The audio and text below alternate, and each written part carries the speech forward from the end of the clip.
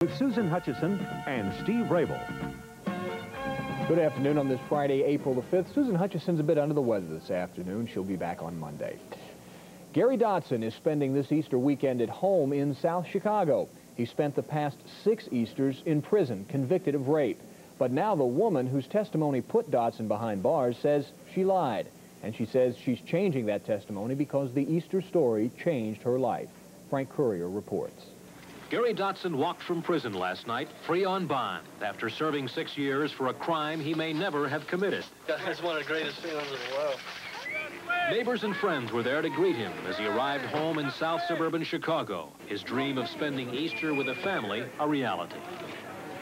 At a packed court hearing, Cathleen Webb, a 23-year-old New Hampshire housewife, swore that she lied 8 years ago, falsely accusing Dotson of raping her. A born-again faith and guilty conscience forced her to tell the truth, she told the court, as she calmly recounted how she'd ripped her blouse and scratched her body with glass to fool police. An invented rape charge, she said, to conceal a feared pregnancy from a recent sexual encounter.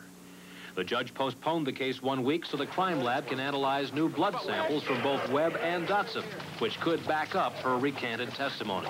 The issue today is simply one of perjury, and since there is no evidence to suggest that perjury was not committed previously, he should be released. That's the law.